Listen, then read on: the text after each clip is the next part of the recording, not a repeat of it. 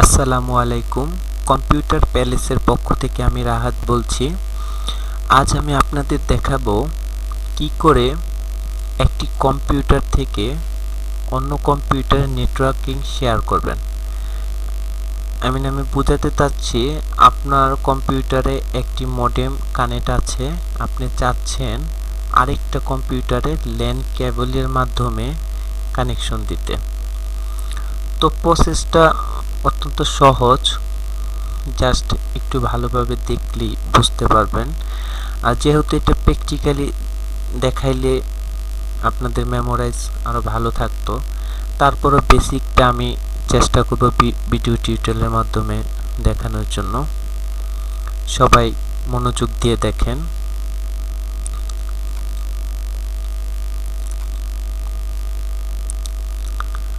তো আমরা কিছু স্ক্রিনশট নিয়েছি, এখন স্ক্রিনশটগুলা দেখাচ্ছি। এর জন্য আপনাকে লাগবে একটি ল্যান কেবল। ল্যান কেবলটি যখন আপনি সংগ্রহ করবেন, ল্যান কেবলটির মূল্য বেশি না, দেখা যায় 30 টাকা কি 40 টাকা লাগতে পারে। তো আপনি একটি ল্যান কেবল কেনার পর ওই ল্যান কেবলটি আপনার কম্পিউটারের পিছন সাইডে দেখবেন এরকম একটি প্লাগিং আছে। সেই প্লাগিংয়ে করার পর ল্যান পোর্ট, যেটা ল্যান পোর্টে এটা প্রবেশ করাবেন। তো এইভাবে চেপে ধরে প্রবেশ করাবেন। আমি চেষ্টা করতেছি সহজভাবে বোঝানোর জন্য। তো ল্যান কেবলে সিপিইউতে যখন কানেক্ট করা হচ্ছে, দেখবেন ল্যান কেবলটি ল্যাপটপে কানেক্ট হয়েছে।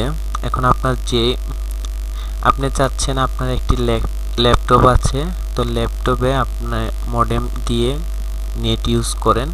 তো আপনি চাচ্ছেন ওই ল্যাপটপের থেকে আপনি ডেস্কটপে অথবা আরেকটা ল্যাপটপে নেটওয়ার্কিং শেয়ার করে দিবেন, যাতে একটা মডেম দিয়ে দুইটা ল্যাপটপ অথবা একটা মডেম দিয়ে একটা ল্যাপটপ একটা ডেস্কটপ চালাতে পারেন।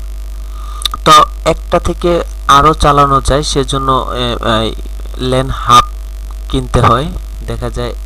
সেটা আমরা নেক্সট টিউটোরিয়ালে দেখব। একটা পিসি দিয়ে কিভাবে একটা সার্ভার ক্রিয়েট করে 5টা 10টা পিসি কিভাবে মেনটেন করা যায়। তো আপাতত আমরা দেখতেছি একটা পিসি থেকে কিভাবে আরেকটা পিসিতে নেটওয়ার্কিং শেয়ার করে দুইটা পিসিতে ইন্টারনেট চালানো যায়। আচ্ছা, কন্ডিশন 1, যদি আপনার কম্পিউটার দুইটা হয় তাহলে আপনাকে শুধুমাত্র একটি ল্যান কেবল সংগ্রহ করতে হবে। কন্ডিশন 2, আমাদের কন্ডিশন 2 এ বলতেছে, আর যদি আপনার কম্পিউটার দুইটার বেশি হয় তাহলে একটি সুইচ লাগাতে হবে।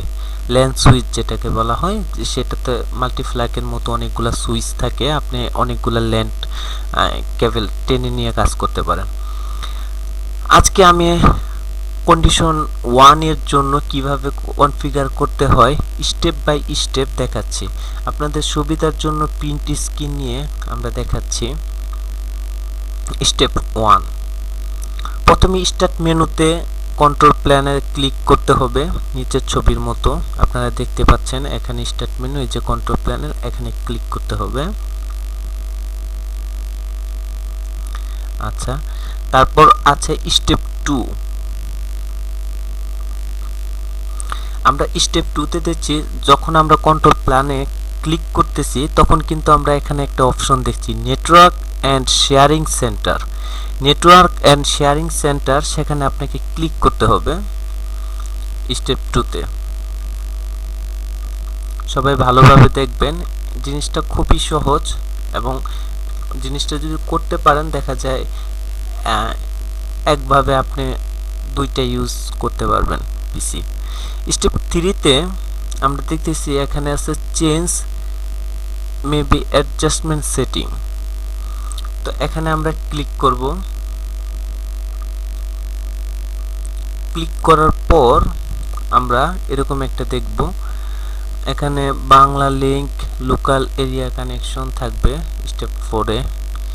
স্টেপ 4 এ কানেক্ট করার পর আপনি যেই নেটটা ইউজ করতেছেন, আপনি যদি মোবাইল বাংলা লিংক মডেম দিয়ে করেন তাহলে বাংলা লিংক এখানে শো করবে, জিপি মডেম দিয়ে করলে গ্রামীণ ফোন, এয়ারটেল অথবা আপনি যদি বাংলা লাইন দিয়ে করেন তাহলে বাংলা লাইন শো করবে এবং সবার নিচে আপনি প্রপার্টিসে চলে আসবেন। আচ্ছা, স্টেপ 6 এ আমরা এখানে দেখতেছি শেয়ারিং নামে একটা অপশন আছে। স্টেপ 7 এ দেখতেছি শেয়ারিং এর এখানে ইন্টারনেট কানেকশন নামে একটা মার্ক ইন করার অপশন আছে। স্টেপ 8 এ ওইটা দিয়ে ওকে দিয়ে দিব। খুব সহজভাবে দেখানোর চেষ্টা করতেছি। তারপর ওকে দেওয়ার পরে আবার প্রপার্টিক্সে আসব। এবার কিসের প্রপার্টিক্সে আসছে আপনারা একটু খেয়াল করে দেখেন। আগে কিন্তু বাংলা লিংকের কাজ করেছি, এই যে দেখেন বাংলা লিংক এখানে অ্যাক্টিভ হয়ে গেছে। এখন আসছে লোকাল এরিয়া কানেকশনে এসে প্রপার্টিক্সে আসছে, খেয়াল রাখবেন। দ্বিতীয়টায় আসার পর এখন এখানে দেখতেছি আমরা টিসিপি, এই যে যেটা মার্ক করা আছে সেটাতে গিয়ে প্রপার্টিসে ক্লিক করব। ইন্টারনেট প্রোটোকল ভিউয়ার টিসিপি, এই জিনিসটা খেয়াল রাখেন। এটাতে প্রপার্টিসে ক্লিক করব। তো ক্লিক করার পর এখানে দেখতেছি use the following IP address, এখানে ক্লিক করব। ইউজ দ্য আইপি ফলোইং অ্যাড্রেসে ক্লিক করার পর স্টেপ 12 এ আইপি অ্যাড্রেস বসাবো। যে আইপি অ্যাড্রেসটা আছে সেটা আইপি অ্যাড্রেসটা স্টেপ 2 তে ইউজ দ্য ফলোইং আইপি অ্যাড্রেসে বসাবো আইপি অ্যাড্রেসটা।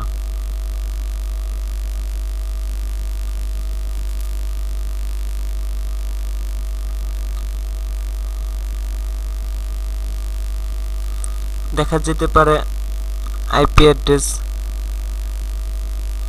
প্রোভাইডারের যদি নাও থাকে তাহলে এই আইপি অ্যাড্রেস বসে নিতে পারেন।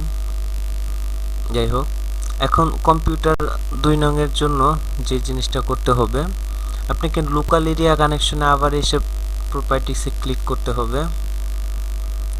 একই ওয়েতে আবার এসে এখানে টিসিপি প্রপার্টিসে ক্লিক করতে হবে। স্টেপ 3 তে এখানে লোকাল ফলোইং আইপি অ্যাড্রেসে ক্লিক করতে হবে। এখন যে আইপি অ্যাড্রেসটা আগে দিয়েছেন, এই যে এখানে যে আইপি অ্যাড্রেসটা দিয়েছেন সেটা এখানে দিতে হবে।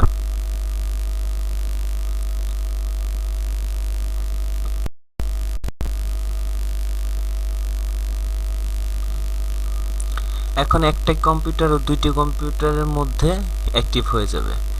এখন দুইটি কম্পিউটার একসাথে ব্রাউজ করতে পারবেন। তো আশা করি